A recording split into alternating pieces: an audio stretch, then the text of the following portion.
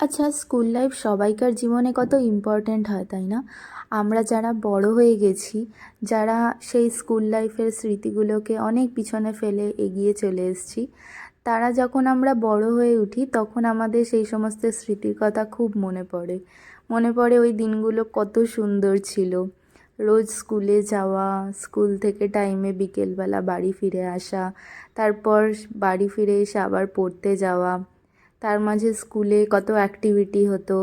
আমাদের পছন্দের সবাইকার একটা করে টিচার থাকতো। সেই সমস্ত টিচারদের ক্লাস করার জন্য আমরা খুব আগ্রহী হয়ে বসে থাকতাম। আর কিছু কিছু ভালো লাগতো না, সেরকম ক্লাসও থাকতো যেখানে আমরা চাইতাম যে কখন ক্লাসটা শেষ হবে। আর সব থেকে তো ভালো লাগতো হচ্ছে ছুটি হওয়ার আগের ক্লাসটা। খালি মনে হতো যে এই বুঝি ছুটির ঘন্টা বাজলো, এই বুঝি ছুটির ঘন্টা বাজলো। আর সব থেকে তো অধৈর্য হয়ে যেতাম টিফিনের আগের পিরিয়ডটা, কারণ খুব খিদে পেয়ে যেত, বসে আর থাকতে পারতাম না, মনে হতো যে কখন ঘন্টা বাজবে আর টিফিনটা ছুটে গিয়ে খাবো। আর আমাদের যে ইতিহাসের দিদিমণিটা ছিলেন, উনি ভীষণ সুন্দর ইতিহাস বোঝাতেন। মানে ইতিহাস পড়তে ভালো না লাগলেও ওনার পড়া শুনতে ভীষণ ভালো লাগতো, মনে হতো যে শুধু মুখের দিকে তাকিয়েই থাকি। আর দিদিমণিটা এত সুন্দর সেজে আসতেন, বেশ সুন্দর করে তাঁতের শাড়ি বা সুতির ছাপা শাড়ি, যে শাড়িই হোক, তার সাথে ম্যাচিং করে মাটির কানের দুল, মাটির নেকলেস সব পরে আসতেন। তো ওনার সাজগোজটাও আমরা খুব অবাক হয়ে দেখতাম, হাঁ করে বসে থাকতাম দেখার জন্য। আর একজন দিদিমণি ছিলেন, উনি ছিলেন আমাদের ভূগোলের দিদিমণি। তো ভূগোলের দিদিমণি যিনি ছিলেন, উনি কিন্তু খুব রাগী ছিলেন। একটুও যদি পড়া না পারতাম তো হয়ে যেত। আর উনি সব সময় ক্লাসে এসে রোজ দিন সবাইকে পড়া জিজ্ঞাসা করতেন। আর পড়া যদি কেউ না পারতো তাকে চলে যেতে হতো ক্লাসের বাইরে কান ধরে দাঁড়িয়ে থাকার জন্য।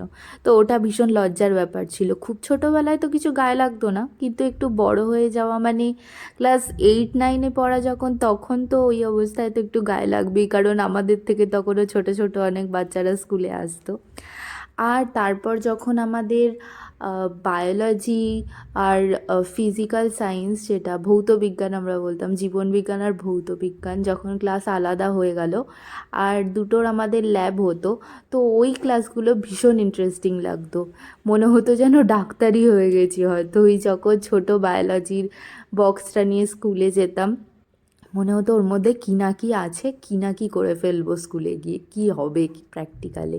তো খুব অধীর আগ্রহে বসে থাকতাম ওই ক্লাসগুলোর জন্য। সবথেকে ভালো লাগতো বায়োলজি ক্লাসটা, যখন ওই ব্লাড নিতে হলো, ব্লাড মানে কার ব্লাডের কী গ্রুপ সেটা টেস্ট করার যে ক্লাসটা ছিল। তো কোনো কোনো মেয়ে তো মানে অজ্ঞানই হয়ে যাচ্ছিল ওই ব্লাড টেস্টের গ্রুপটা টেস্ট করতে গিয়ে। তো আমার ক্ষেত্রে সেরকম হয়নি, কিন্তু হ্যাঁ, কিছু কিছু মেয়ে খুব ভয় পেয়ে গেছিলো রক্ত বের করাটা নিয়ে। আর ভৌত বিজ্ঞানের ল্যাবে তো নানান রকম গ্যাসের নানান রকম গন্ধ বেরোতো। আর ঘরটাও থাকতো খুব বেশ একটু অন্ধকার অন্ধকার। তো ওই ক্লাসটা ল্যাবটা মানে মনে হতো যেন খুব ইন্টেলিজেন্ট যারা তারাই এই সমস্ত করতে পারবে, আমাদের দ্বারা তো হবে না। যারা টপার ছিল তারা ওই সব প্র্যাকটিক্যালগুলো মনে হতো খুব ভালো করছে। আসলে দিদিমণি যেটা শিখিয়ে দিত ওটাই দেখিয়ে দিত, ওটাই করতো সবাই। আর খুব মজার লাগতো পিটি ক্লাস। পিটি ক্লাসটা হতো মাঠে, আমাদের স্কুলের পেছনেই ছিল হচ্ছে গঙ্গা মাঠ, তারপরেই হচ্ছে গঙ্গা। তো আমরা ওই মাঠে গিয়ে পিটি ক্লাসটা করতাম। কখনো কখনো কখনো কখনো ক্লাসরুমের মধ্যেও হতো, বড় হল ঘর যেখানে ছিল। তো ওখানে যখন আমরা পিটি ক্লাস করতে যেতাম, বেশ সুন্দর হাওয়া দিত আর বিশাল বড় মাঠ ছিল। তো ওটা তো দারুণ লাগতো। পিটি কি হচ্ছে না হচ্ছে দেখার দরকার নেই, আমরা তো হাওয়া খেতাম আর সুন্দর করে প্রাকৃতিক দৃশ্যটা অনুভব করতাম। আর আমাদের স্কুলের বাইরে একটা কাকু বসতো, ওই কাকুটা আচার বিক্রি করতো। তখন হয়তো 1 টাকা কি 2 টাকা, অতটা ঠিক মনে নেই, ওরকম 1 টাকা না 2 টাকায় আমাদের আচার দিত, এরকম গোল গোল করে তেঁতুলের আচার। তেঁতুলের আচারই মনে হয় বেশিরভাগ দিত। তো মানে আমি তেঁতুলের আচার বলছি আর জিভে জল চলে এলো, এত সুন্দর মিষ্টি তেঁতুলের আচারটা দিত। মিষ্টি ছিল আর একটা ছিল ঝাল। তো এই মিষ্টি আচারটা খেতে কি ভালোই না লাগতো। আমি তো বেরিয়ে শুধু মিষ্টি তেঁতুলের আচারটাই খেতাম। দারুণ লাগতো। আর ফুচকা টুচকা অত খেতাম না।